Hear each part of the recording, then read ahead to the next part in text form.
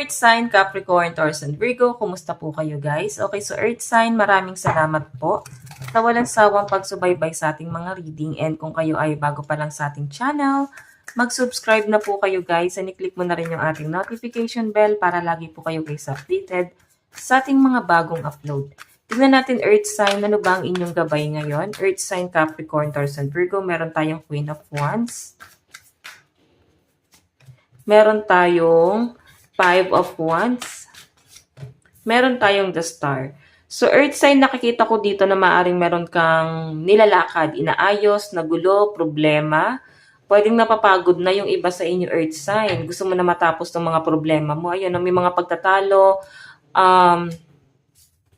Nakikita ko sa inyo, Earth sign, na para bang stress ka na dito sa bagay na to. So, I think mananalo ka naman dito kasi the Star eh.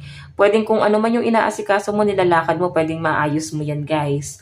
Kung ano man itong mga problema na to, guys, na, kung na-involve ka or pwedeng problema mo, sa nakikita ko, Earth sign, matatapos na rin to.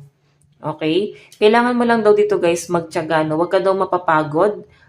Huwag kang mapanghihinaan ng loob. Kasi nakikita ko rito sa inyo na parang feeling mo, walang nagsusupport sa inyo, Earth sign. Okay? Parang gusto mo na magbiyahe, oh. Sige, tignan pa natin ano pang ipapakita ng inyong energy. Parang feeling nyo guys, binigyan lang kayo ng problema ng ibang tao, tapos ikaw na yung tumatapos ng problema na yan. Okay. Earth sign.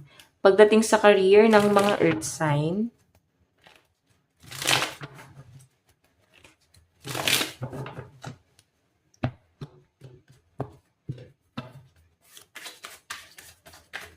career po ni Earth sign. So guys, meron tayong Three of Cups, the Hangman,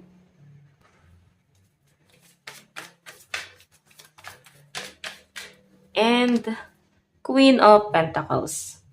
So Earth sign, nakikita ko yung ano mo dito, pagiging determinado mo. Parang feeling mo, dahil sa problema na inaayos mo ngayon, nakakaligtaan mo na yung mag-focus sa career mo. Okay, iba sa inyo guys, meron kang kinakahiligan, nakakalibangan, pwedeng meron kang mga bagong hobby. Okay, so mas maganda pa rin Earth sign na mag-focus ka sa career mo kasi maraming nasasayang oh. Okay, dahil nga distraction itong mga bagong hobby mo ngayon. Okay lang sana eh, lalo na kung nalilibang ka. Tama naman yun, pangalis ng stress. Pero sa pinapakita sa akin guys, syempre, huwag mo na pabayaan yung mas importante.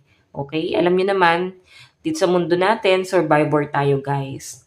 So nakikita ko rin dito guys, may success na mangyayari pagdating sa inyong career kasi meron kang hawak na pentacles dito. Maaring hindi mo pa guys hawak to, no? Totally. What I mean, hindi mo pa talaga hawak tong success na to kasi paparating pa lang guys. Parang nakapress pa siya rito. Okay? So tignan natin pagdating naman sa daloy ng pera ng mga Earth sign. Sa daloy ng pera ng mga Earth sign. Pasensya na po sa mga sakyan na dumadaan. Kaperahan ng mga Earth sign. Meron tayong Ace of Wands. Meron tayong the Empress. Meron tayong Three of Wands. So guys, pagdating sa kaperahan mo, may nakikita akong parang siguro naiinggit ka sa iba na parang sila nakakapag-travel sila. Okay, kasi may travel dito the Empress eh. Okay, parang sinasabi mo dito na makukuha mo rin. Hindi naman totally nainggit. Siguro nai-inspire ka nga sa kanila na parang ikaw nagsisimula ka pa lang. And pagdating ng araw, makukuha mo rin yung success na yun. Makukuha mo rin yung mga bagay na gusto mo. Sa ngayon guys, may pag-move forward kayo. Oh. May hakbang kang gagawin sa sarili mo. I think pagbabago to. Okay? And sinasabi rito guys, parang kailangan mo daw munang ayusin yung mga problema na nandito. Kasi nakikita ko nawawala na kayo ng pag-asa or pwedeng gusto mo nang bitawan, gusto mo nang sumuko sa problema na kinakaharap mo ngayon. Ayun, no, pagod ka na eh. Okay? Siguro madalas pa rin kayo mag-away ng person mo dahil sa mga inaayos mo, inaasikaso mo ngayon. So, sige, tignan pa natin guys pagdating naman po sa inyong love life. Sa love life naman po ni Earth sign.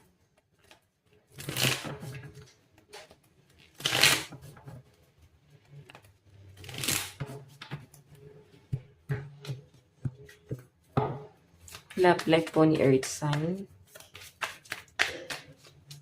Meron tayong 5 of Pentacles. Meron tayong the Emperor and 2 of Swords.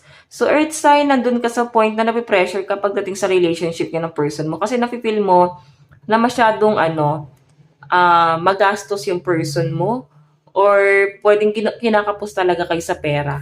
Nakikita ko na parang nag-overthink yung iba sa inyo o napapaisip kayo, Earth sign, kung mag-i-stay ka pa ba sa person mo or baka kailangan mo na ng pagbabago. Nakikita ko na parang may pinagtatalunan pa rin kayo ng person mo at may issue rito na parang hindi mawala sa isip niya. Siguro nagkaroon ng betrayal dati and hindi na mawala sa isip ng person mo yon. And nakikita ko rin dito, Earth sign, yung stress mo, no? Kasi parang emperor yung person mo. So, nakikita ko na parang ina-under ka ng person mo.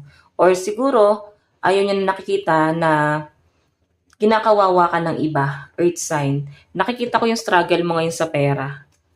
Ayan. Okay? So, Earth sign, tiyaga lang daw.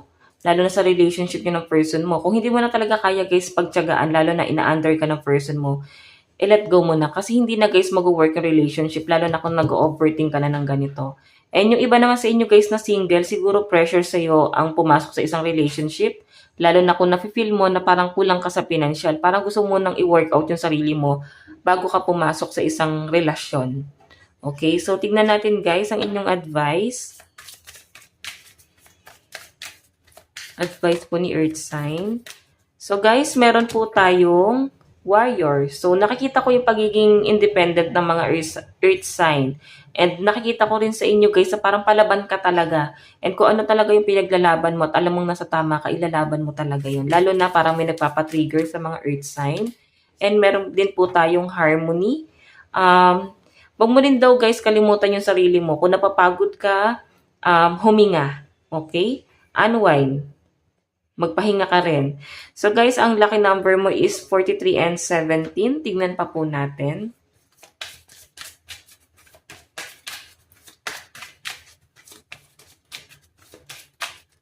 Meron po tayong release control.